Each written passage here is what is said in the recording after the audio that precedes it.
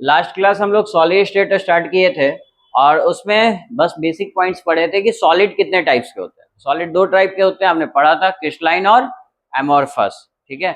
और हमने पढ़ा था फिर अगेन क्रिस्टलाइन सॉलिड कितने टाइप्स के होते हैं। Crystalline solid on the force of basis of force of attraction कितने टाइप्स के होंगे? चार। चार कौन कौन थे? आयनिक, मॉलिक्यूलर और आयनिक और कोवेलेंट, ठीक है। तो पहले दो जो क्रिस्टलाइन के जो आपका सॉलिड था दो टाइप्स के थे, वो कंस्टिट्यूएंट पार्टिकल्स के आधार पे थे कि किस पार्टिकल से मिलकर बने हैं, उस आधार से वो दो थे। कौन कौन? आपका क्रिस्टलाइन और एमोर्फस। तो इसमें कुछ बातें आप ध्यान में रखिए कि जैसे कि कौन आइसोट्रॉपिक इन नेचर है, ये क्वेश्चन एग्जाम में पूछता है। तो आइसोट्रॉपिक नेचर का कौन था जी? एमोर्फस था। उसमें अरेंजमेंट कैसा होता है? इरेगुलर या रेगुलर? इरेगुलर अरेंजमेंट होता है। उसका कोई फिक्स मेल्टिंग पॉइंट नहीं होता, यानी हीट ऑफ फ्यूजन उसका फिक्स नहीं होगा, ये भी पूछा हुआ क्वेश्चन है। फिर ये सॉलिड कैसे है? ट्रू सॉलिड है या फिर कैसे सॉलिड है? फॉल्स सॉलिड है, यानी जिसको सुडो सॉलिड भी कहते हैं, या फिर इसको सिंपल भाषा में क्या कहते हैं? Super cold liquid. और क्रिस्टलाइन सॉलिड की बात करें तो ये ट्रू सॉलिड है, उसका अपोजिट एनाइसोट्रॉपिक इन नेचर है। एनाइसोट्रॉपिक का मतलब क्या होता है कि भाई डिफरेंट फिजिकल प्रॉपर्टी जो होगी वो क्या होगी? सेम होगी या डिफरेंट होगी? डिफरेंट इन ऑल डायरेक्शन, अलग अलग डायरेक्शन में इसकी प्रॉपर्टी डिफरेंट होगी। एमोर्फस में सेम होती है, ठीक है। फिर और हमने कुछ बात किया था कि इसमें रेगुलर अरेंजमेंट होता है, ठीक है। तो इन सब पॉइंट से आपको क्वेश्चन आ सकता है। फिर हमने क्रिस्टलाइन सॉलिड भी चार टाइप्स के पढ़े थे। पहला कौन पढ़ा था? Molecular solid. मॉलिक्यूलर ही तीन तरह के होते हैं। मॉलिक्यूलर में कंस्टिट्यूएंट पार्टिकल्स क्या होंगे? मॉलिक्यूल। और ये तीन तरह के होते हैं, कौन कौन? कल बताया था ना तीन तरह के कौन कौन। एक तो होता है नॉन पोलर। तो नॉन पोलर में ना सिमिलर एलिमेंट्स होंगे, सिमिलर यानी होमो एटॉमिक टाइप, जैसे दोनों आयोडीन आयोडीन है, सिमिलर, ठीक है। तो इसका इलेक्ट्रोनेगेटिविटी डिफरेंस क्या होगा? जीरो। इलेक्ट्रॉन्स जो इलेक्ट्रॉन पेयर है वो कहाँ रहेंगे? मिडिल में। तो इस कारण से कोई चार्ज जनरेट होगा क्या? नहीं। और ऐसे फोर्स ऑफ अट्रैक्शन को क्या कहते हैं, ये भी ध्यान में रखिएगा। क्या कहते हैं जिसके फोर्स ऑफ अट्रैक्शन को? इसके बीच में जो फोर्स ऑफ अट्रैक्शन पाया जाता है उसको क्या बोलते हैं? डिस्पर्सन। कोई चार्ज जनरेट नहीं हो रहा है, डिस्पर्सन, या एक और नाम बताया था लंदन फोर्स। याद आया? ठीक है। तो ये बातें ध्यान में रखिएगा, ये सब आप भूलोगे, क्योंकि मॉलिक्यूलर सॉलिड तीन टाइप के होते हैं और उसी के बारे में हमने बात किया था। मॉलिक्यूलर सॉलिड थ्री टाइप्स के होते हैं। और दूसरा कौन था? पोलर। कमीन पोलर सॉलिड था। तो पोलर सॉलिड जो होता है उसमें क्या होता है? ये दोनों जो मॉलिक्यूल्स होंगे ना डिफरेंट होंगे, हेटेरोएटॉमिक मॉलिक्यूल कह सकते हो। इसमें ये अंतर है अगर मॉलिक्यूल में, तो इसके इलेक्ट्रोनेगेटिविटी में भी क्या होगी? डिफरेंस होगी। यानी जिसका इलेक्ट्रॉनिटी ज्यादा वो इलेक्ट्रॉन खींचेगा, तो उस पर क्या आएगा? Charge, minus plus. इस तरह से चार्ज जनरेट होगा। और इस तरह के अरेंजमेंट को क्या बोलते हैं? डाइपोल। तो ये फोर्स ऑफ अट्रैक्शन कौन होगा इसमें? Dipole, dipole. और एक लास्ट वो भी इंपॉर्टेंट है, हाइड्रोजन बॉन्ड। ये बहुत इंपॉर्टेंट है, ध्यान में रखिएगा। हाइड्रोजन बॉन्ड किसके बीच में बनता है जी? तीन एलिमेंट जो हाईली इलेक्ट्रोनेगेटिव है, NOF, ये आपका हाइड्रोजन के साथ बॉन्डिंग करेगा तो हाइड्रोजन बॉन्ड बनाएगा। इसके मोस्ट एग्जाम्पल कंपाउंड्स बताइए। अगर नाइट्रोजन के साथ बना तो क्या? NH3, H2O, ऑक्सीजन के साथ, फ्लोरीन के साथ HF। ये सब मॉलिक्यूलर सॉलिड है। आयनिक सॉलिड आपको याद रहता होगा। आयनिक सॉलिड क्या है जी?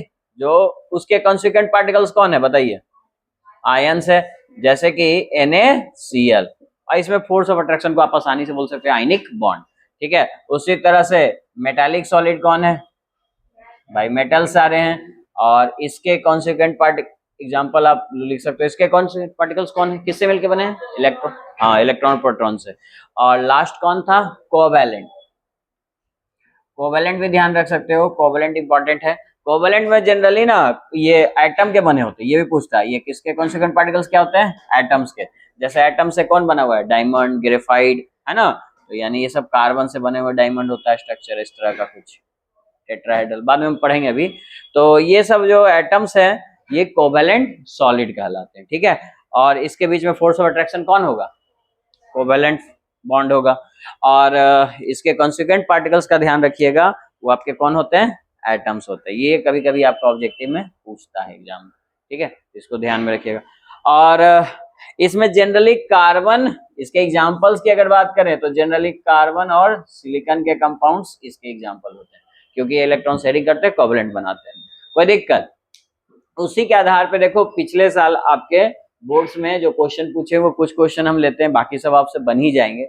सब इसी तरह के क्वेश्चन पूछते हैं। जैसे 2024 में पूछा कि इनमें से कौन एमोर्फस सॉलिड है, बताइए कौन सा है?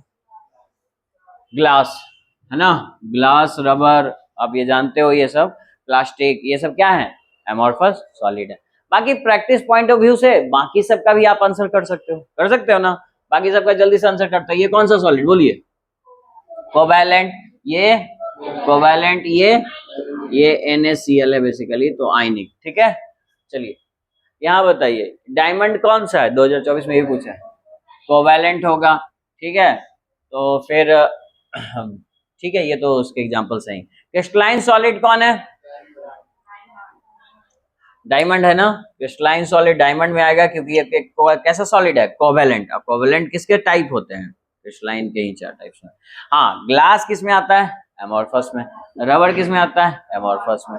इसलिए ये आंसर हो जाएगा। जैसे ये देखो, एमोर्फस सॉलिड कौन है? एमोर्फस कौन है जी? रबर एमोर्फस है।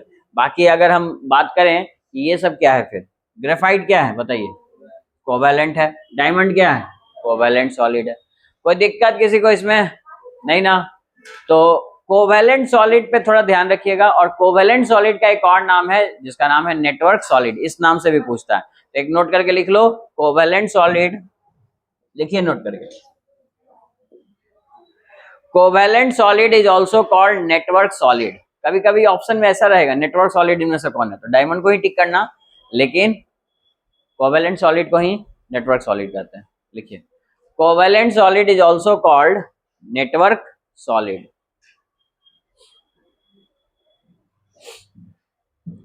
Covalent solid is also called network solid. अब देखो इसको नेटवर्क सॉलिड क्यों कहते हैं, आपको इसको समझ में आ जाएगा। एक कार्बन के जो कंपाउंड्स होते हैं, ठीक है, उसको आप एलोट्रॉप्स भी कहते हो, एलोट्रॉप्स ऑफ कार्बन। तो आप हेडिंग दीजिए, आपको समझ में आ जाएगा नेटवर्क सॉलिड क्यों कहलाता है। एकदम नेटवर्क की तरह होते हैं, एक चेन की तरह एकदम चल रहे हैं ना। तो हेडिंग दीजिए नेक्स्ट, एलोट्रॉप्स ऑफ कार्बन।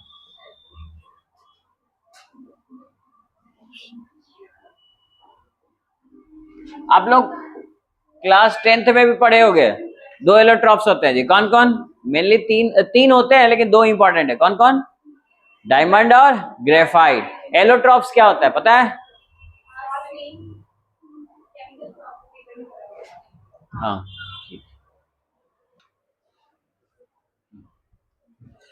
तो लिखिए, ड्रॉ कीजिए डायमंड का स्ट्रक्चर। कैसा होता है डायमंड का स्ट्रक्चर जी? Tetrahedral in structure.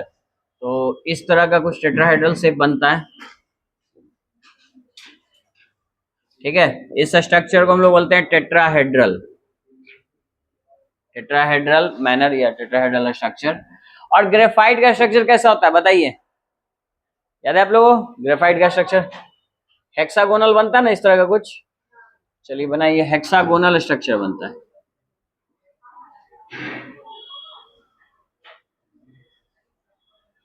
देखो, एक हेक्सागोनल बनाया और इसी से दूसरा हेक्सागोनल बनाना, जुड़ा हुआ रहेगा। इससे फिर एक हेक्सागोनल बना लेना। ये कुछ हेक्सागोनल का रेगुलर सीट लाइक स्ट्रक्चर होता है, एक के ऊपर एक रहता है। जैसे यहाँ पे नीचे एक और बना लो हेक्सागोनल, उससे आइडिया लग जाएगा आपको। फिर यहां से हमने हेक्सागोनल बनाया,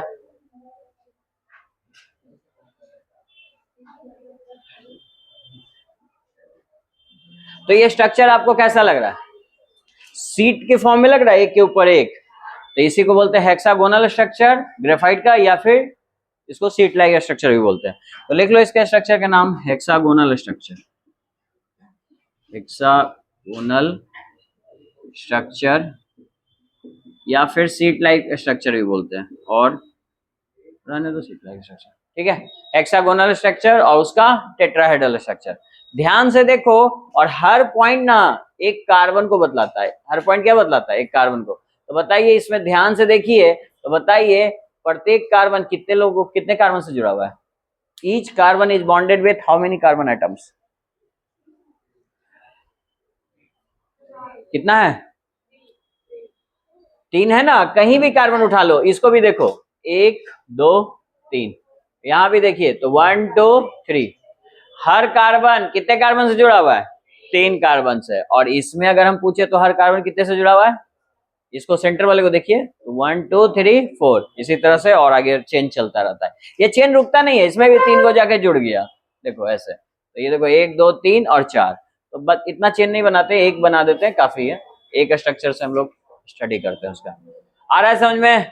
तो कुल मिला के ये कहना चाह रहा हूं कि यहाँ पे एक कार्बन कितने कार्बन से जुड़ा हुआ है, 3 से, और वहां पे एक कार्बन कितने से जुड़ा हुआ है, 4 से। तो आप चाहो तो इस वर्ड को लिख लो, यहाँ पे नीचे में लिखिए। डायमंड के केस में आपने स्ट्रक्चर ड्रॉ किया, जल्दी से ड्रॉ करो स्ट्रक्चर पहले तो।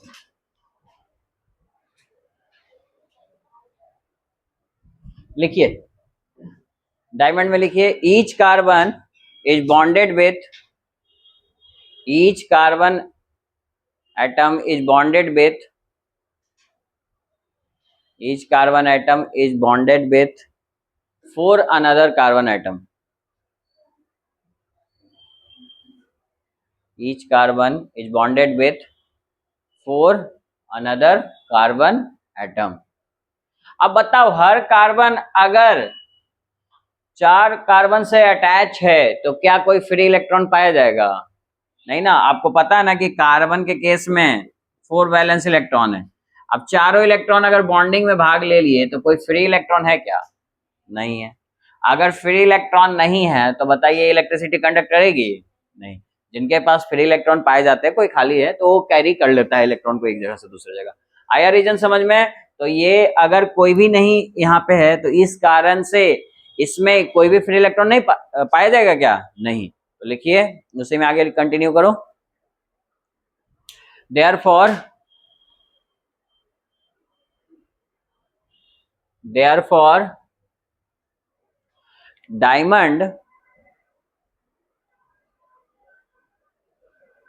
diamond is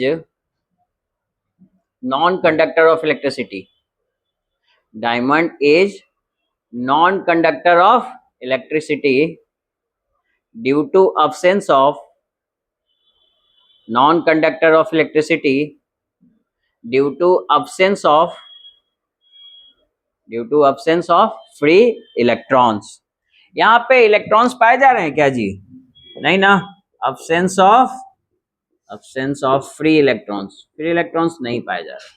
लेकिन यही सोचिए ग्रेफाइट के केस में, तो बताइए हर कार्बन कितने बॉन्ड से जुड़ा हुआ है? 1 2 3, तो एक इलेक्ट्रॉन तो इसके पास फ्री पाया गया ना। इसी तरह हर एटम के पास इलेक्ट्रॉन्स एक एक फ्री पाए जाएंगे, और इसके इन फ्री इलेक्ट्रॉन्स के पाए जाने के कारण ही ग्रेफाइट क्या करता है? इलेक्ट्रिसिटी को कंडक्ट करता है। तो रीजन समझ में आ रहा है? इसके स्ट्रक्चर में इसका रीजन छुपा हुआ है कि एक कार्बन 3 कार्बन से बॉन्डेड है, इसलिए फ्री इलेक्ट्रॉन पाए जाएंगे और इस कारण से ये इलेक्ट्रिसिटी को कंडक्ट करेगा। तो लिख लीजिए ग्रेफाइट के बारे में। लिखिए यहाँ एक स्मॉल लाइन यहाँ पे कि each carbon is bonded with, each carbon is bonded with 3 another carbon atom, each carbon is bonded with 3 another carbon atom, therefore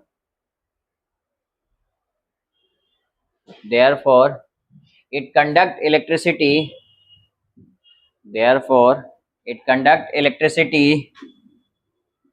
due to presence of free electrons। क्यों करेगा इलेक्ट्रिसिटी कंडक्ट जी? Free electrons के कारण। अब यहीं से सारी properties के आपको पता चल जाएगी।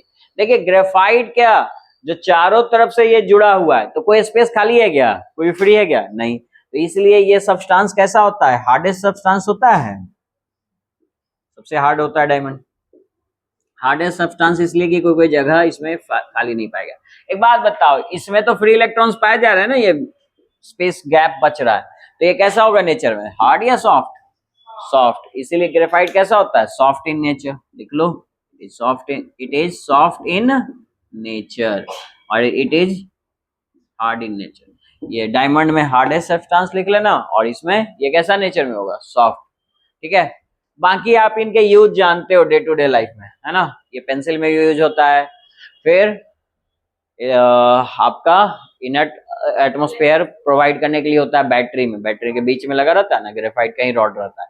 उसके अलावा और कहाँ यूज होता है जी, लुब्रिकेंट्स में यूज हो सकता है, क्योंकि इसका सरफेस एक दूसरे पर स्मूथ स्लिप करते हैं, ठीक है, बीच में है गैप ना है जी, तो एक दूसरे पर स्मूथ सरफेस करेंगे, तो लुब्रिकेंट्स के तौर पे भी इसको यूज करता है। बाकी डायमंड का तो यूज जानता ही हो, हालांकि ये सब कोई पूछेगा नहीं, ये ज्वेलरी में यूज बनाने के लिए यूज करते हैं, ठीक है।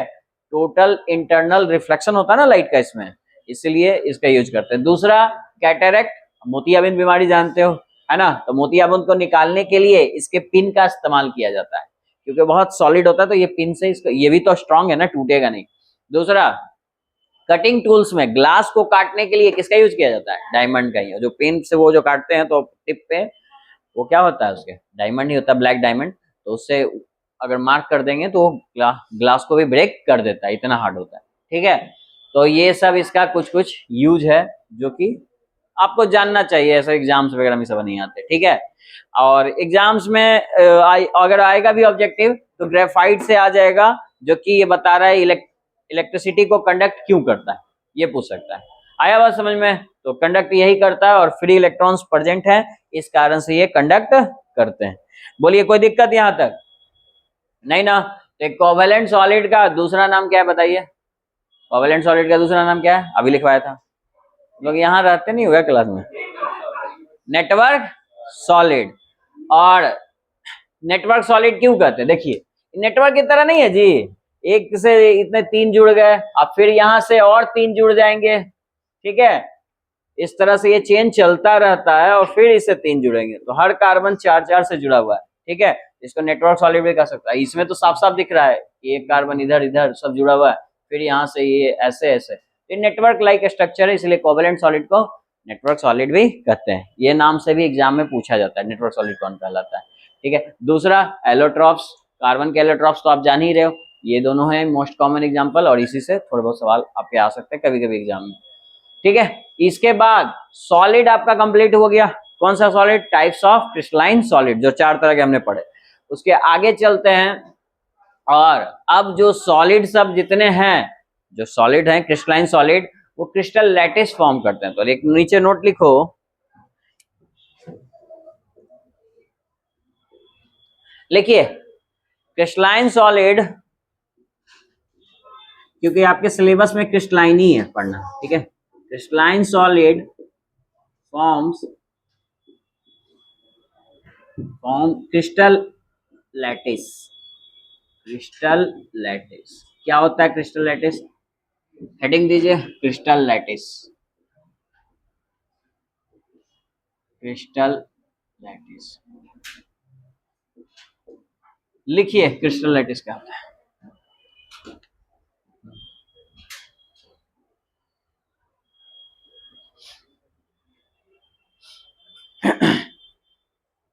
लिख लिया यहां तक, लिखो इसका एक छोटा सा डिफिनेशन क्रिस्टल लैटिस के बारे में। It is a, crystal lattice लिख के डैश दो, लिखो it is a regular arrangement of, it is a regular arrangement of points, arrangement of points in three dimension space, in three dimension space is called crystal lattice,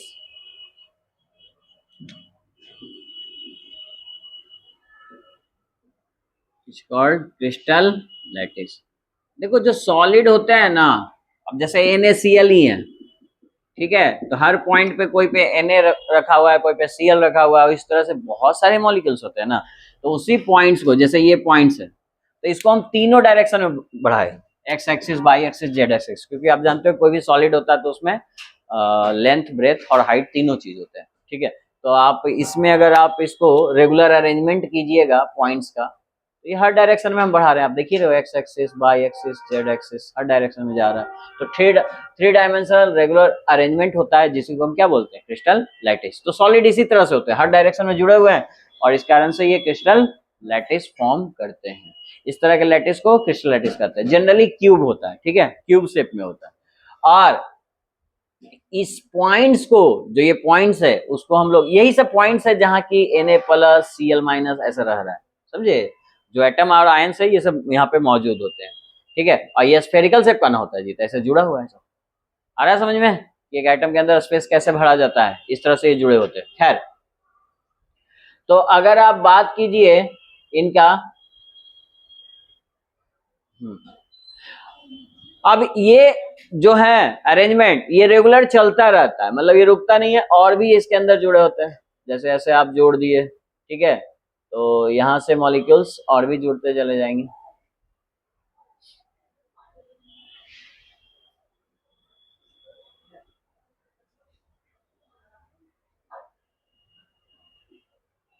ठीक है, इस तरह से बढ़ता चला जाता है।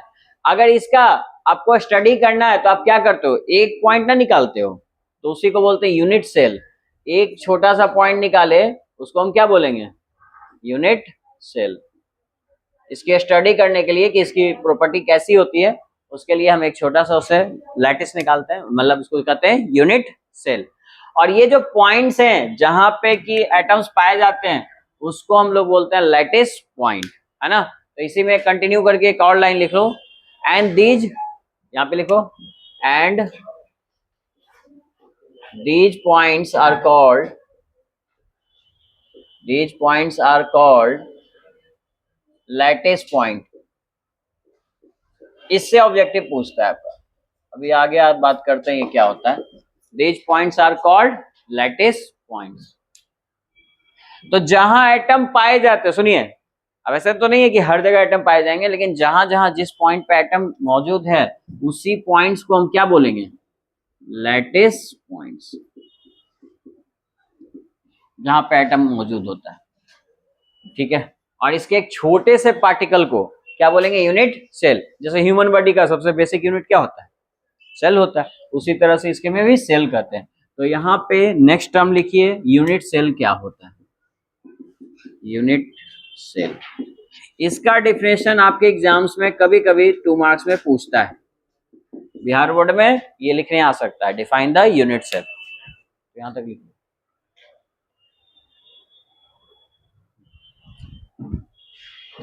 तो यूनिट सेल के बारे में यार समझ गए, एक बेसिक स्ट्रक्चरल यूनिट है जिसको कि हर डायरेक्शन में अगर रिपीट करें, जैसे ये रहा, देखो यूनिट सेल, तो अगर इसको हर डायरेक्शन में हम रिपीट कर रहे हैं तो हमको इंटायर लैटिस बना के देगा। आप इन पॉइंट्स को मिलाओ, देखो एक छोटा छोटा यूनिट सेल था और अब ये क्या हो गया, एक लैटिस के फॉर्म में नहीं बन गया। इसी तरह से ये लैटिस आगे और जुड़ता चला जाएगा तो लैटिस और बड़ा हो जाएगा, इसी को क्रिस्टल लैटिस कहते हैं, ठीक है। तो यूनिट सेल का ये मतलब हुआ, एक छोटा सा यूनिट सेल और ये रहा इंटायर लैटिस। क्रिस्टल लैटिस कैसे फॉर्म होता है, बेसिकली इस चैप्टर में आपको यूनिट सेल ही पढ़ना है और उसके आधार पर हम प्रॉपर्टी डिसाइड कर सकते हैं। तो आइए हम डिस्कस करते हैं कि कितने टाइप्स के यूनिट सेल होते हैं। तो हेडिंग दो, टाइप्स ऑफ यूनिट सेल। ये आपसे इतना सवाल नहीं पूछता है, ये पूछ सकता है यूनिट सेल का डिफिनेशन, बुक में है भी ये क्वेश्चन। तो नेक्स्ट लिखिए टाइप्स ऑफ यूनिट सेल।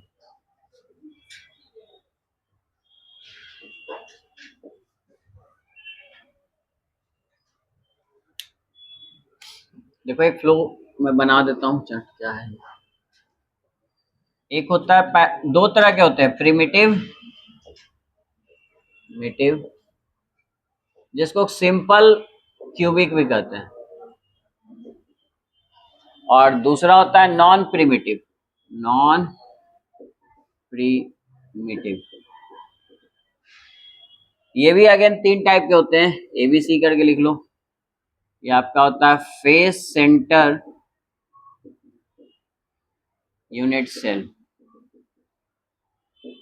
दूसरा लिख लो बॉडी सेंटर,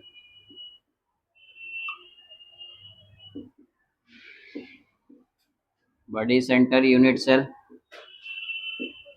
और लास्ट लिखो end centre, end centre unit cell, ठीक है। तो बेसिकली एग्जाम के पर्पज से अगर बात करो तो ये 3 इंपॉर्टेंट है जो आपसे एग्जाम में जनरली पूछे जाते हैं, इसी पे सवाल आते हैं, और इन्हीं तीनों को हम लोग एनालाइज करेंगे, आगे पढ़ेंगे। सिंपल क्यूबिक, फेस सेंटर और बॉडी सेंटर यूनिट सेल, ठीक है। तो यहाँ तक लिख लीजिए।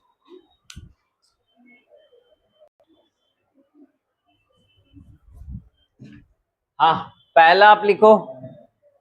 टोटल हम लोग 3 पढ़ेंगे, तीनों इंपॉर्टेंट है, सिंपल क्यूबिक, फेस सेंटर और बीसीसी बडी सेंटर। तो उसमें फर्स्ट लिखिए प्रिमिटिव। इसमें जो एटम्स पाए जाएंगे ना वो केवल कॉर्नर्स पे जाए, हम क्यूब की बात करेंगे, वो क्रिस्टल लैटिस क्यूब फॉर्म में होता है, तो सिर्फ एटम्स कहाँ पाए जाएंगे, कॉर्नर्स पे। तो लिखो इसमें प्रिमिटिव सिंपल क्यूबिक या प्रिमिटिव भी इसको कहते हैं, ठीक है। तो लिखिए atoms are present on, atoms are present on the corners, atoms are present on the corners.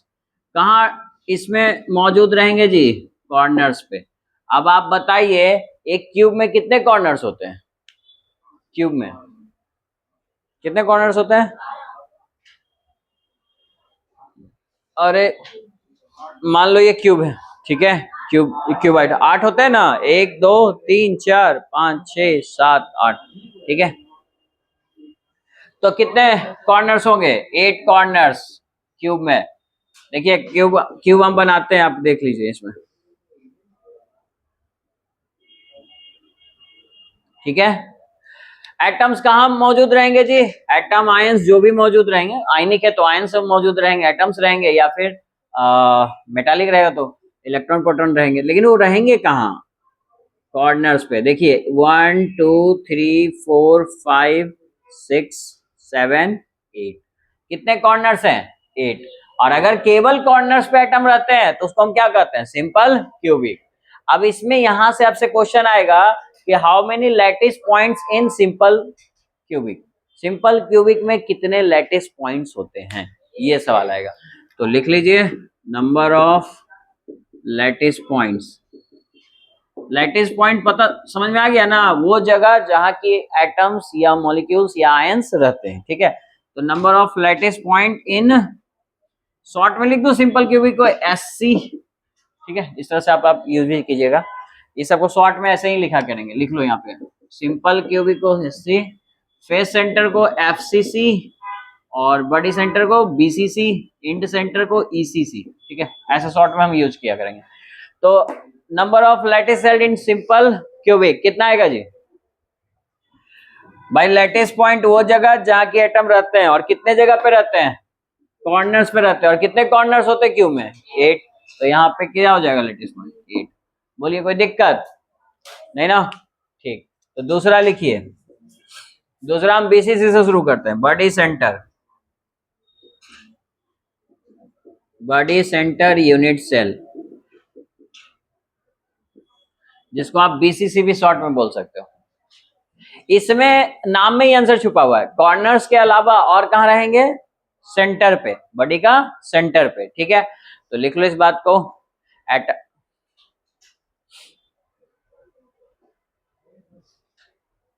लिखो atoms are present, atoms are present on the corner, भाई कॉर्नर पे तो रहता ही है, ठीक है। तो atoms are present on the corners as well as, corners पे रहेंगे, एज वेल एज, और कहां रहेंगे जी, as well as centre, centre of cube, cube के सेंटर पे रहेंगे, ठीक है। तो अगर आप इसका स्ट्रक्चर बनाइएगा तो कैसा बनाइएगा, देखिए क्यूब बना लीजिए, सब क्रिस्टल लैटिस क्यूब शेप में होता है, और पॉइंट्स कहाँ कहाँ लाई करेंगे, ये रहे कॉर्नर्स पे, 8 कॉर्नर्स पे तो लाई करेंगे ही करेंगे, और उसके साथ साथ एक सेंटर पे भी होगा, तब इसको बोलेंगे BCC। अब बताइए इसमें पूछे जाए आपसे कि number of lattice point in BCC, lattice points in BCC कितना होगा जी, 9 होगा, 8 + 1, 8 + 1 दैट इज 9, कोई दिक्कत नहीं ना। तो नेक्स्ट लिखो FCC, थर्ड कर लो FCC के बारे में। अब आप बताइए कहाँ कहाँ प्रेजेंट होंगे जी, भाई कॉर्नर्स तो फिक्स है, कॉर्नर्स के अलावा कहाँ होंगे, फेस पे, ठीक है। तो लिखिए इसमें एटम्स आर प्रेजेंट, एफसीसी में लिखो, atoms are present at the corners, कहाँ होंगे जी, कॉर्नर्स पे, atoms are present at the corners, और साथ साथ कहाँ होंगे, एज वेल एज फेस। अब मेरा क्वेश्चन ये है कि बताइए अगर हम इसको ड्रॉ करें और क्यूब शेप का होता है ये तो आपको पता ही है, तो बताइए कि कहां कहां पाए जाएंगे।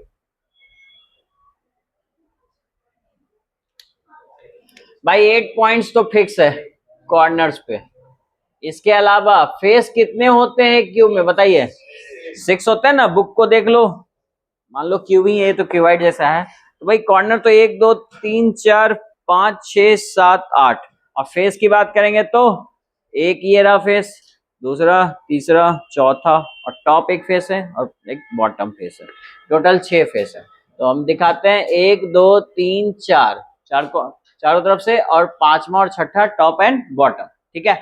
तो बताइए इस केस में नंबर ऑफ लैटिस पॉइंट कितने होंगे,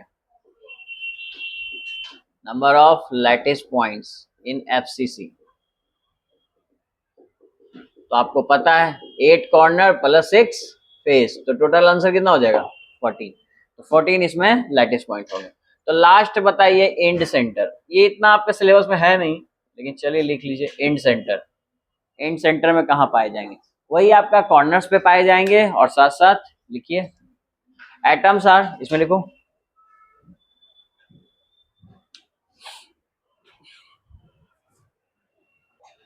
एंड सेंटर में लिखिए atoms are present at the corners, corners तो फिक्स है भाई, atoms are present at the corners as well as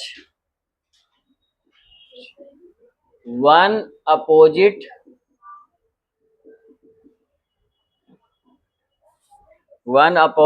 face, किसी भी एक अपोजिट फेस पे होगा, अब कोई भी एक अपोजिट फेस ले लो, जैसे 8 कॉर्नर से ले लिए वो तो फिक्स था, और एक अपोजिट फेस ऐसे ले लिए टॉप और बॉटम मान लो ले लिए, तो ये आपका कहलाएगा एंड सेंटर यूनिट सेल।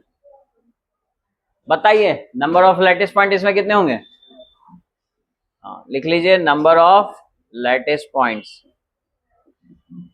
8 तो हो गए कॉर्नर्स के और 2 हो गए फेस के, तो टोटल कितने हो गए 10, ठीक है। इसी तरह का क्वेश्चन आपके बुक में एनसीईआरटी में पूछा हुआ है, क्वेश्चन नंबर 8, देखिए क्वेश्चन 8 का फर्स्ट क्या पूछ रहा है आपसे, पूछ रहा है face centre cubic, face centre cubic क्या, एफसीसी, और इसमें पूछ रहा है lattice point, number of lattice point बताइए कितना होगा जी, बताइए आप ही, आपको मत पता है ना कि 8 तो कॉर्नर्स पे फिक्स है और उसके अलावा 6 फेस होते हैं, तो 8 प्लस 6 कितने हो जाएंगे 14, वही क्वेश्चन पूछा हुआ है। फिर आपसे पूछा है कि अच्छा ठीक है, दूसरा बोला कि फेस सेंटर, नाम पढ़िएगा, फेस सेंटर टेट्रागोनल है, फेस सेंटर टेट्रागोनल, तो बताइए इसमें लैटिस पॉइंट कितने होंगे,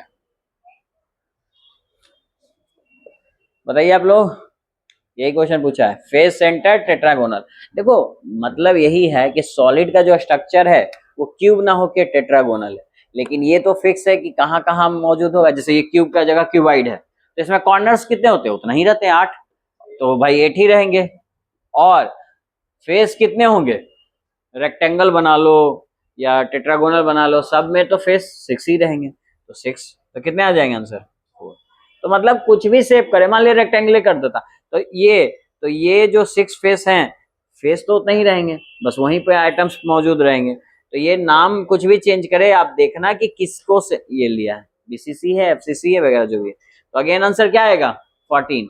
और थर्ड पूछा है बीसीसी का, बीसीसी का तो पता है आप लोगों को, बीसीसी का क्या होगा बताइए,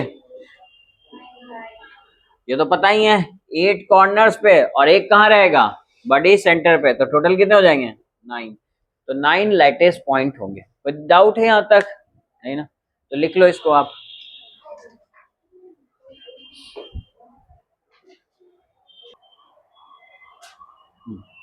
पैरामीटर्स में क्या लिखिएगा, it is a measurable property of unit cell, unit cell को मेजर करने वाली प्रॉपर्टी को बोलेंगे।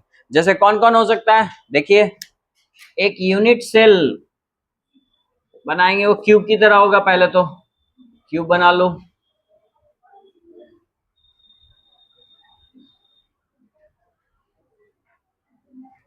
ठीक है।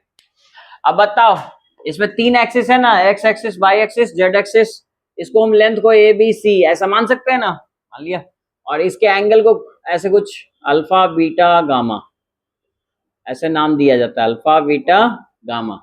तो दो चीज यहां मिला, एक्सियल लेंथ,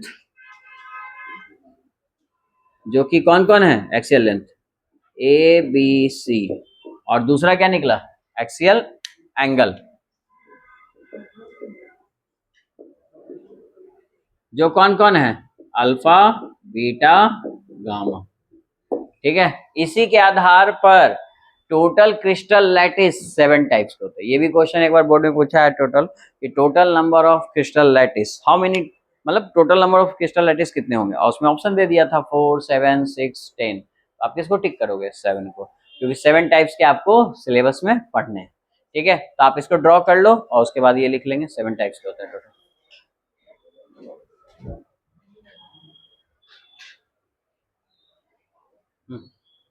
लिखिए, on the basis of axial length and axial angle,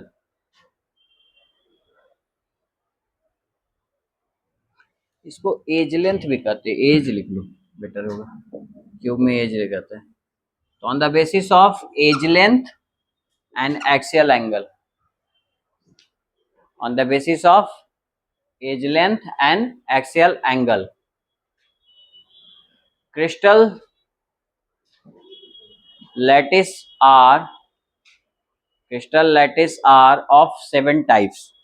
कितने टाइप्स के होंगे जी, टोटल 7 टाइप्स के। बोल रहा हूं ये भी एग्जाम में पूछा हुआ क्वेश्चन है, how many crystal lattice of A solid, तो कितने आप आंसर करोगे, 7, ठीक है। तो 7 का इसके आधार पे कैसे बांटा है, चलिए हम देखते हैं। एक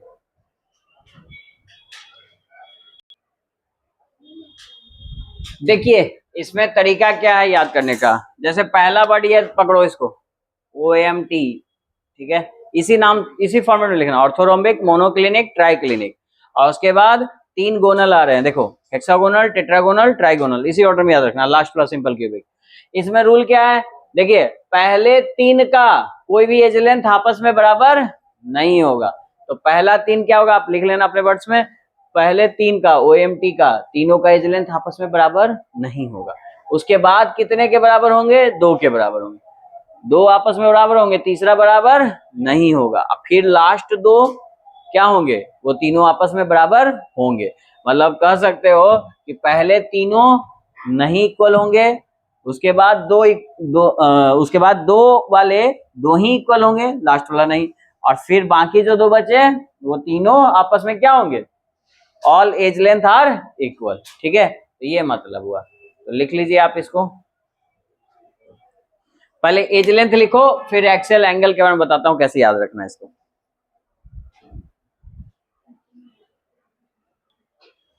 हाँ यहाँ देखो, देखिए सबसे अच्छा तरीका ऑर्थोरोम्बिक, देखो क्यूब के अंदर जो एंगल्स होंगे वो सब क्या होते हैं, 90 डिग्री होते हैं, देखो ना सब परपेंडिकुलर है एक दूसरे पे, क्यूब जो भी होता है एक दूसरे परपेंडिकुलर होता है, तो जनरली 90 होता है, तो 90 को रिस्पेक्ट में ही देखो, तो ओ फॉर क्या बोल सकते हैं, ऑल, मतलब all angles are equal and equal to 90 degree, मतलब अल्फा बीटा गामा सब इक्वल होंगे, और कितना होगा, 90। अच्छा मोनो का वर्ड मतलब जानते हो जी, ये एक सुने हो, मोनो मतलब क्या होता है, एक, तो एक एंगल बराबर नहीं होगा, मार्क कीजिएगा, एक एंगल बराबर नहीं होगा, अगर ब्लू ब्लैक पेन हो तो ऐसे भी आप लोग भी कलर चेंज करके लिखिएगा, एक बराबर नहीं होगा तो बाकी दोनों बराबर हो गया, ठीक है। तो बीटा एक बराबर नहीं होता इसमें, और अल्फा और गामा क्या होगा, 90 डिग्री होगा। अच्छा ट्राई मतलब क्या जानते हो, मोनो का मतलब एक, और ट्राई मतलब 3 नहीं जानते हो, तो भाई all 3 angles are not equal, तीनों इक्वल नहीं होगा, नहीं 90 होगा, कोई दिक्कत नहीं। अच्छा हेक्सागोनल की बात करें तो अल्फा बीटा 90 होगा, लेकिन लास्ट वाला गामा ना 120 डिग्री हो जाएगा। हेक्सागोनल ऐसा कुछ बनाते होगे, ये एंगल नहीं रहता है 120, तो एक एंगल याद ध्यान में रखिएगा कि इसका 120 होता है, ठीक है। टेट्रागोनल की बात करें तो इसमें सब बराबर, कोई दिक्कत नहीं है, सब 90 और आपस में बराबर। ट्राइगोनल की बात करें तो सब बराबर तो होते हैं, आपस में तीनों बराबर होंगे 60-70 जो भी रहे, लेकिन 90 तीनों में से कोई नहीं होगा, आपस में बराबर रहेंगे लेकिन 90 नहीं होगा। और लास्ट वाला सिंपल क्यूबिक बात करें तो इसमें भी ऑल एंगल्स आर इक्वल, तीनों इक्वल होंगे, ठीक है। तो ये कुछ तरीका है जिसकी मदद से आप याद रख सकते हो। तो आप इस तरह से मार्क कर लो पेन से, कुछ ब्लू ब्लैक, ताकि ध्यान रहे, ठीक है। तो लिख लीजिए यहाँ पे। अब बात आता है इसमें ऑब्जेक्टिव क्या आता है। तो देखो जी, इसमें ऑब्जेक्टिव आपके एग्जाम्स के लिए जो आते हैं, लिखिए नोट करके। फर्स्ट ऑब्जेक्टिव क्वेश्चन आपसे पूछेगा, ये 7 लैटिस देख रहे हो ना, पहले तो ये पूछ लेगा क्रिस्टल लैटिस कितने टाइप्स के होते हैं, तो आप 7 टाइप्स के बोलोगे। दूसरा क्वेश्चन इसमें ये पूछता है most symmetric, most symmetric, symmetric का मतलब समझते हो, जो सेम स्ट्रक्चर के हो ना, स्ट्रक्चर में थोड़ा भी चेंज ना हो। तो मोस्ट सिमेट्रिक स्ट्रक्चर किस लैटिस का है बताइए भाई, जिसका सब इक्वल हो। सब इक्वल कौन है? सिंपल है ना जी। देखो इसका एज लेंथ भी बराबर है और इसका ऑल एंगल्स वाली भी इक्वल है और इक्वल टू 90।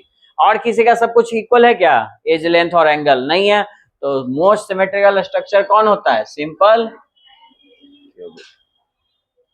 तो देखो, एक तो ये याद करने का झंझट खत्म कि मोस्ट सिमेट्रिक है, सब बराबर, छोड़ा हटाओ, इसको याद करने की जरूरत है नहीं। अच्छा, दूसरा बताओ, मोस्ट अनसिमेट्रिक, मोस्ट अनसिमेट्रिक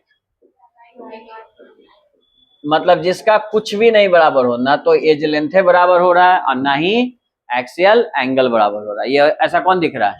देखो यहाँ पे ट्राई क्लिनिक का, ये दोनों बराबर है क्या? नहीं। तो ये है ट्राई क्लिनिक। ये भी क्वेश्चन एग्जाम में ऑब्जेक्टिव में आपसे पूछ सकता है, जेईई मेन में ये बहुत बार पूछा गया है। अब हट गया ये चैप्टर, तो इसलिए मैं मार्क नहीं कर रहा हूँ कि कौन सा ईयर पूछा है, मैं बताता चलता है कि देखो ये सवाल पूछा है। लेकिन ये सब जब तक आते थे ये चैप्टर, तो इनसे क्वेश्चन इस तरह से आते थे। ये नहीं कि पूरा रटना है बैठ के, वो भी नहीं करना है, ठीक है।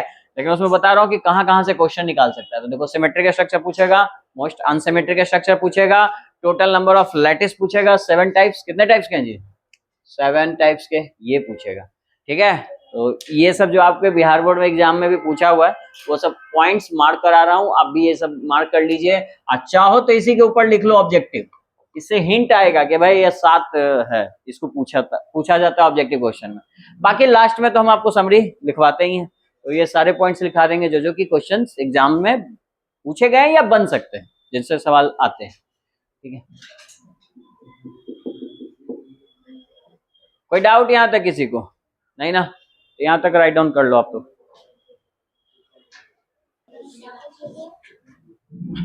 Total number of Bravais lattice कितने बन रहे हैं? Total number of Bravais lattice count करके बताइए। 14 बन रहे हैं। तो आप समझ गए, 7 क्रिस्टल लैटिस के टोटल कितने बनते हैं जी? 14 ब्रेवियास लैटिस बनते हैं। आसान तरीका, इसमें एक ऑर्थोरोम्बिक ही है जो चारों बना रहा है, प्रिमिटिव यानी simple cubic, face centre, body centre, end centre. उसके बाद दोनों, उसके बाद पीई, और उसके बाद 2 पी और फिर पीबी और ये पी और लास्ट वाला पीएफ बी, ठीक है। तो इस तरह से तो टोटल 14 बना रहे हैं। लेकिन आपके एक बार बिहार बोर्ड में ये क्वेश्चन पूछ दिया था कि आप ही बताइएगा, लगता है ये बिहार बोर्ड में पूछा हुआ क्वेश्चन है, 2022 या 23 में पूछा है। पूछा क्या था कि नंबर ऑफ ब्रेवियास लैटिस, लिखिए क्वेश्चन, लिखिए number of Bravais lattice in simple cubic,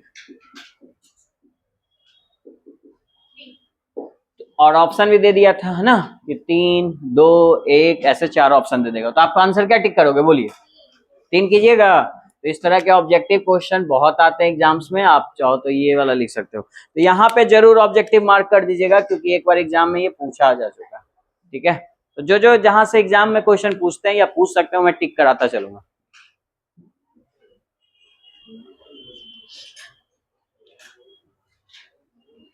कोई डाउट इसमें? एक बार फिर से सुन लो, मैं बता देता हूं आपको ये सीक्वेंस।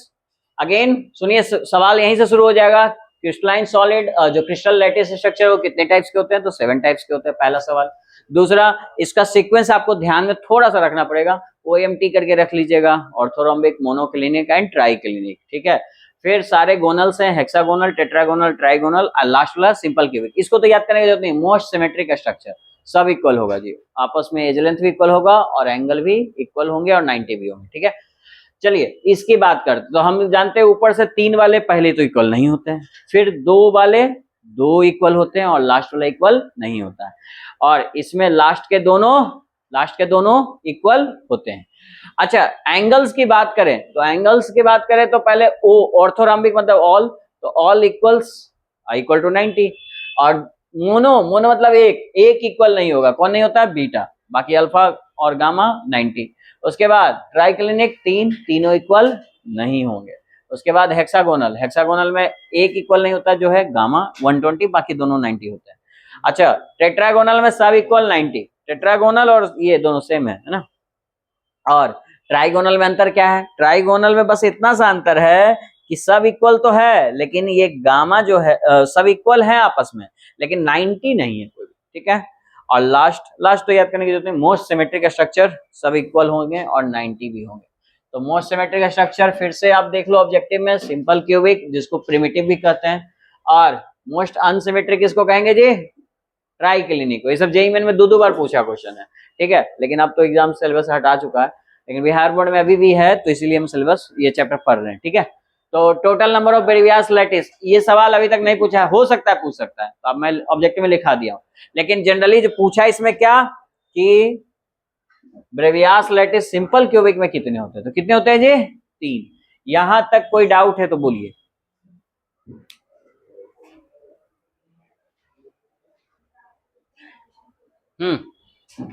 तो लिख लीजिए, नेक्स्ट टॉपिक है एनालिसिस ऑफ यूनिट सेल, उसमें हम पहला पॉइंट निकाल रहे हैं नंबर ऑफ एटम, और बेसिकली आपको 3 लैटिस हमेशा पढ़ना है, सिंपल क्यूबिक, BCC और FCC, इन तीनों को हम लोग पढ़ेंगे, ठीक है। तो हम चलिए एक एक करके सब में निकालते हैं कि नंबर ऑफ एटम्स कितने होंगे। पहले ये बताओ एटम का शेप कैसा होता है?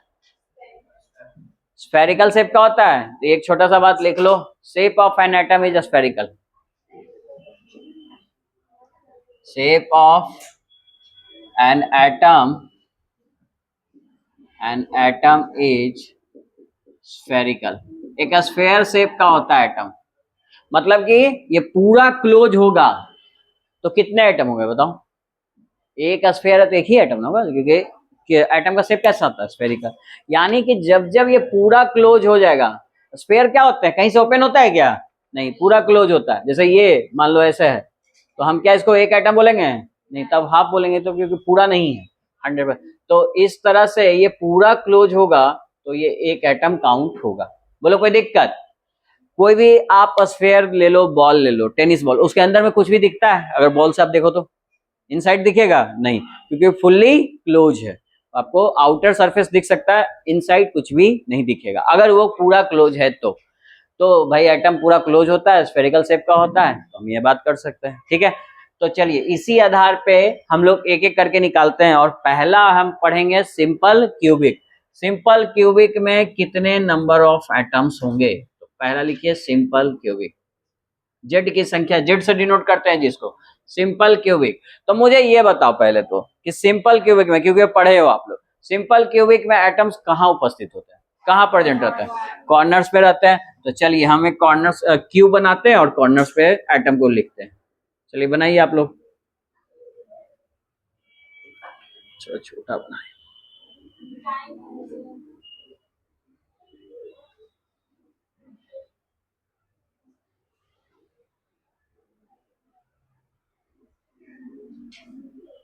हाँ, ये लिखो। आप बताओ एटम कहाँ कहाँ उपस्थित है जी? ये कॉर्नर्स पे हैं, ठीक है। तो मेरे को बताओ कि यहाँ पे जो कॉर्नर पे एटम उपस्थित है, क्या वो पूरा क्लोज हो जाएगा? पूरा क्लोज नहीं होगा। अगर वो एटम पे पूरा क्लोज नहीं है तो एक एटम का कितना भाग, कितना पोर्शन उसके पास है, ये हमें निकालना है। तो देखिए इस बात को समझते हैं कैसे। देखिए जैसे मान लो ये क्यूब है, ठीक है, और एटम कहाँ है? ये इस कॉर्नर पे है ना। तो अगर इस कॉर्नर पे एटम उपस्थित है, ठीक है, मान लो ये मैं मार्क कुछ कर रहा हूं यहाँ पे, ये जैसे ही आपको दिख रहा है ना जी, ये क्या पूरा क्लोज है क्या? नहीं, जब ये दिखना बंद हो जाए तो पूरा क्लोज होगा। अब इसको दिखना बंद करने के लिए हम इसमें और एटम्स जोड़ते हैं और क्यूब जोड़ते हैं, ठीक है। एक तो ये है, एक यहां से बगल से जोड़ दिए, 2 हो गए, और 2 सामने से जोड़ दिए, 2 कितने जोड़ दिए सामने से, तो कितने एटम्स हो गए? 4, 4 क्यूब हो गए ना। अब 4 क्यूब में भी आपको दिख रहा है कि नहीं? सामने से ऊपर से तो दिखेगा, टॉप व्यू दिखेगा, तो 4 ऊपर से और रख दो, ठीक है, तो दिखेगा क्या? 4 ऐसे सामने से हो गए और 4 ऊपर से रख दिए, तो फिर वो पूरा क्लोज हो जाएगा कि नहीं? आ रहा है बात समझ में? जैसे नहीं आया ना, देखो यहां से देखो, जैसे ये क्यूब है, एक ही है मेरे पास, आप लोगों के पास और क्यूब नहीं है। देखो एक क्यूब है, इस कॉर्नर पे एटम उपस्थित है, ठीक, इस कॉर्नर पे एटम उपस्थित है, इस कॉर्नर पे एटम पूरा कब का एक एटम कहलाएगा? जब ये पूरा क्लोज हो जाएगा। अब इसको पूरा क्लोज करने की कोशिश करते हैं, तो और क्यूब लाते हैं, तो और क्यूब लाया, जैसे मैंने ये मेरे फिंगर को मान लो दूसरा क्यूब है, दूसरा क्यूब यहां से लाए, और अभी भी सामने से दिख रहा है, तो 2 यहां से सामने से ले आए, 4 हो गए। हम कोशिश करें इसको क्लोज करें, अभी भी आपको दिख रहा है कि नहीं ऊपर से? तो 4 ऐसे हैं और 4 ऊपर से और रख दें इसी तरह से, समझ रहे हो, ऐसे ऊपर से, तो फिर 4 से ये और क्लोज हो जाएंगे पूरा। तो 4 से ये अगर पूरे क्लोज होंगे तो फिर आपको दिखेंगे क्या एटम? नहीं, क्योंकि ये एटम क्या हो गया? पूरा एक क्लोज हो गया। तो पूरे क्लोज करने के लिए एक एटम बनाने के लिए आपको कितने क्यूब्स की जरूरत पड़ी? 8 की पड़ी जरूरत। अगर 8 क्यूब की जरूरत पड़ रही है इसको क्लोज करने के लिए, तो मुझे एक बात बताओ कि ये अकेले कितना भाग रखा है, कितना पोर्शन रखा है एक एटम का?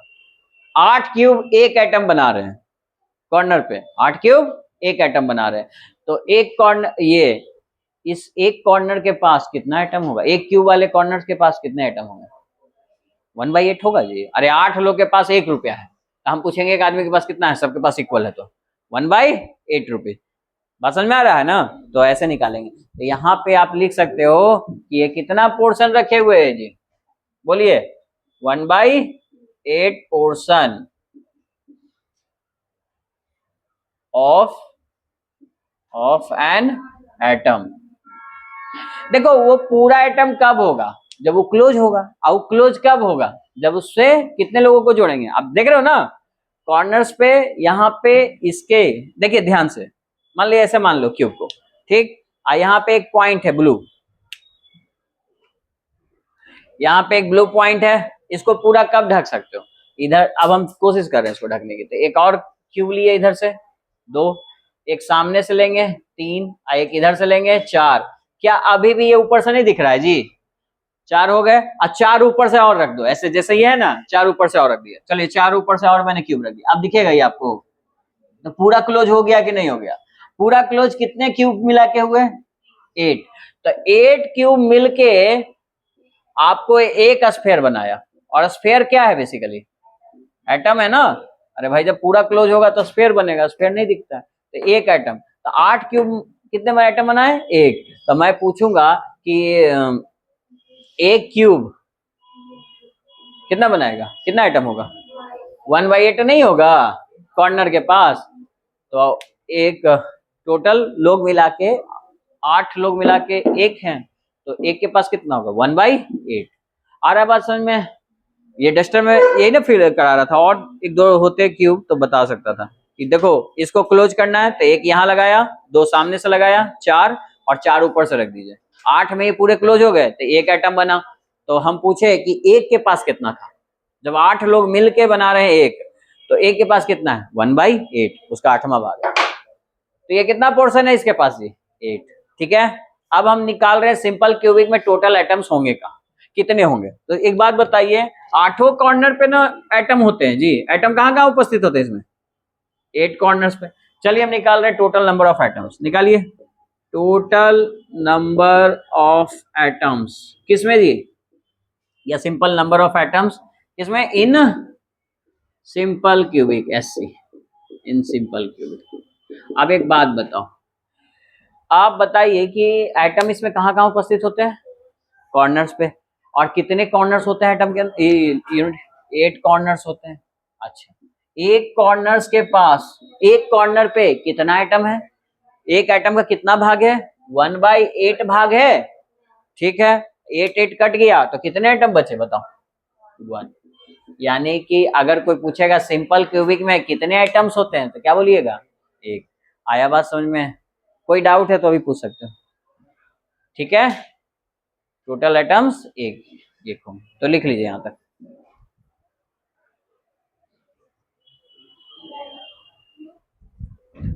चलिए नेक्स्ट टॉपिक है बीसीसी, बडी सेंटर क्यूबिक। बडी सेंटर क्यूबिक में 8 कॉर्नर्स और एक कहाँ होता है, सेंटर, बडी सेंटर पे। तो भाई कॉर्नर्स का तो आपको पहले से पता है कि कॉर्नर पे जो एटम होंगे वो 8वां भाग होगा, 1/8 पोर्शन होगा एक एटम का। लेकिन मेरा सवाल ये है कि सेंटर पे जो होगा वो कितना भाग होगा या पूरा एक एटम ही होगा। हाँ, मुझे एक बात बताओ, क्या ये आपको दिखता है, हाँ कि ना? नहीं, नहीं दिखे। अरे भाई क्यूब के अंदर कैसे दिखेगा रे? इसका सेंटर दिख रहा है तुम लोग को? नहीं।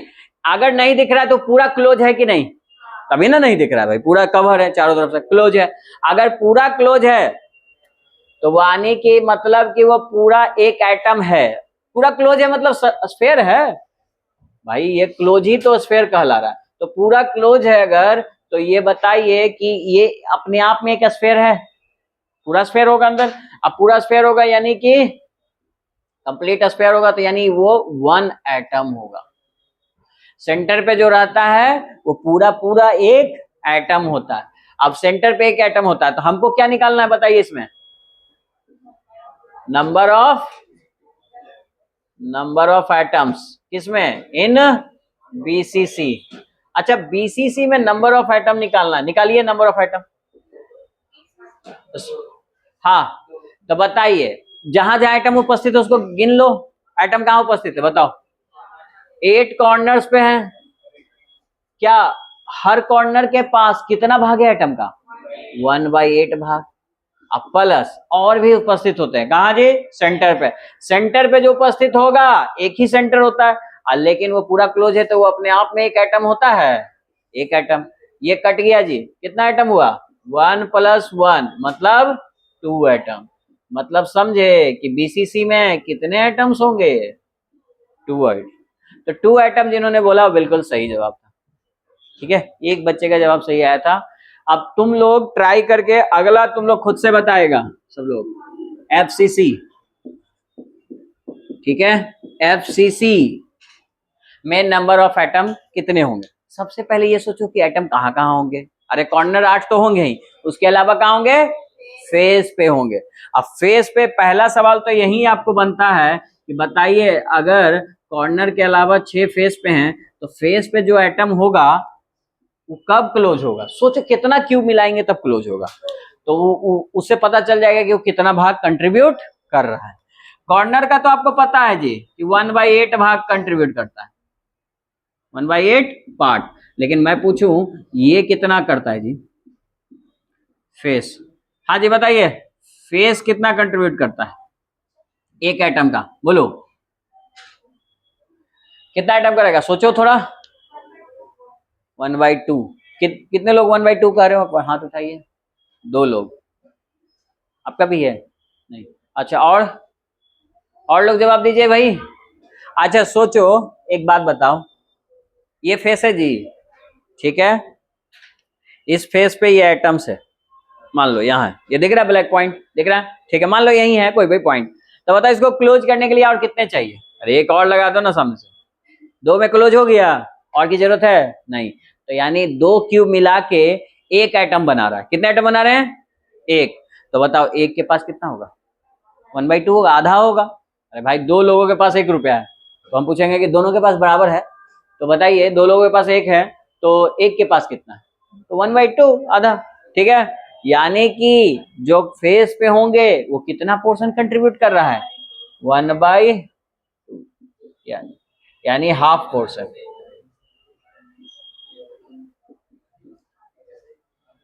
हाफ पोर्शन किसका जी, आधा पोर्शन किसका, 2 लोग मिलके एगो बना रहे थे, एगो के पास कितना है, आधा। कितना, किसका, half portion of an atom. एक एटम का कितना भाग है उसके पास, 1/2, यानी आधा भाग है। अगर हम पूछे यही कॉर्नर पे है तो कितना भाग है? 1/8। ज्यादा कुछ है नहीं, यही 2 पॉइंट तो है जी। और सेंटर पे बताने की जरूरत है, वो पूरा अपने आप में एक एटम है, क्योंकि हमको दिख नहीं रहा है, हमको उसको क्लोज करके बताना है कि कितने लोगों से मिलाने पे वो क्लोज होगा, कितने क्यूब मिलाने से वो क्लोज होगा। बताइए कोई दिक्कत? तो चलिए इसको ड्रॉ कीजिए। अब इसमें बताइए कि नंबर ऑफ एटम्स कितने होंगे।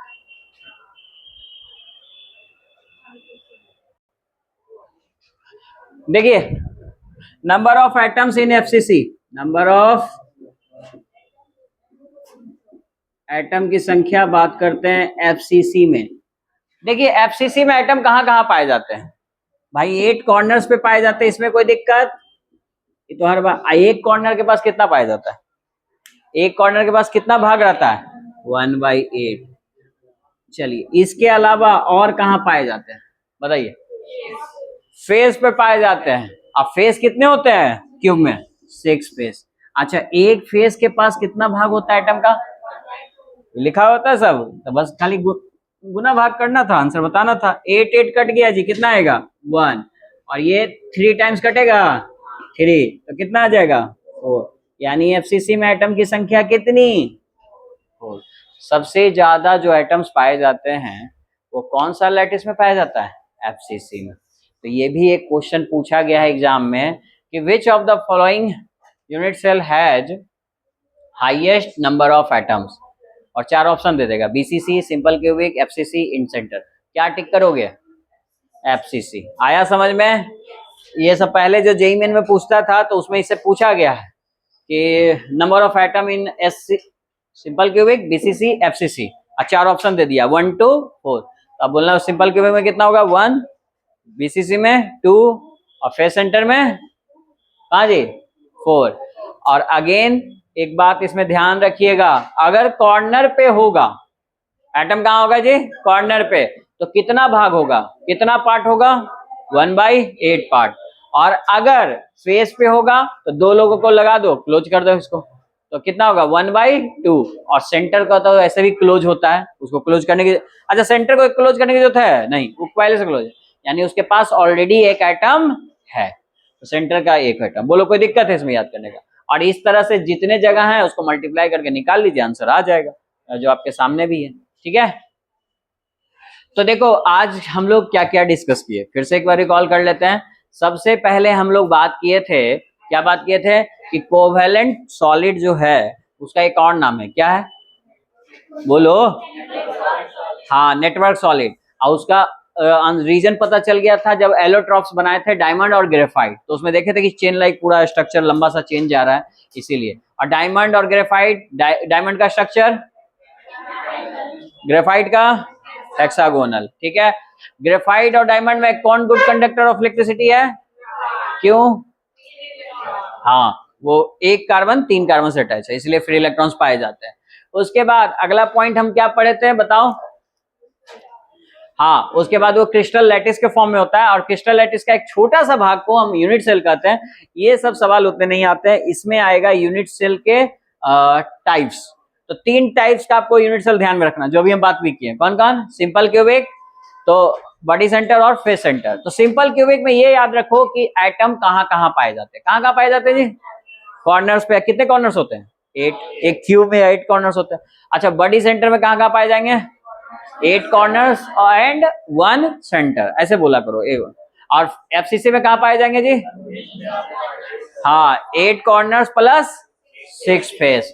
अब कभी लैटिस पॉइंट पूछ ले तो लैटिस पॉइंट वो जगह होती है जहां कौन रहता है? एटम्स रहते हैं। तो अगर सिंपल क्यूबिक में तुमसे लैटिस पॉइंट पूछेगा तो कितना होगा? 8 को पॉइंट्स हो तो 8 जगह होगा। और बीसीसी में पूछा तो, एफसीसी में पूछा तो 9। और उसके बाद हमने बात किया था कि यूनिट सेल के पैरामीटर्स के आधार पे टोटल कितने टाइप्स के होते हैं क्रिस्टल लैटिस? ये 7 टाइप्स के। ठीक है, उसमें मोस्ट सिमेट्रिकल स्ट्रक्चर कौन था? जिसमें कि एज लेंथ और axial angle all are equal and angles are equal to 90 degree. और मोस्ट अनसिमेट्रिक कौन है? कितना भी याद रखो चलेगा, वो पूरा लिस्ट याद करने की जरूरत नहीं है। ठीक है, मैं बताता चलो कौन कौन पढ़ना। ब्रेवियास लैटिस टोटल कितने होते हैं? 14 होता है, लेकिन इसमें एक याद रखिएगा, सिंपल क्यूबिक का ब्रेवियास लैटिस कितना होता है? 3 होते हैं। ठीक है, वो 3 शो कर सकते हैं। उसके बाद हम लोग पढ़े ये एनालिसिस कि भाई एक कितने एटम्स पाए जाते हैं एक सिंपल क्यूबिक सेल में। तो सिंपल क्यूबिक सेल में कितने पाए जाते हैं जी? तो पहले तो ये बताओ कि भाई कॉर्नर पे उपस्थित रहेंगे तो वो कितना भाग रहेगा? 1/8। फेस पे रहेगा तो 1/2 और सेंटर पे रहेगा तो सेंटर पे 1 पार्ट। ठीक है, तो ये इस तरह से निकालिएगा तो सिंपल क्यूबिक में 1 आएगा, बीसीसी में 2 और एफसीसी में 8। बोलिए कोई दिक्कत यहाँ तक नहीं ना? ठीक है, यहीं तक आज रहने देते हैं।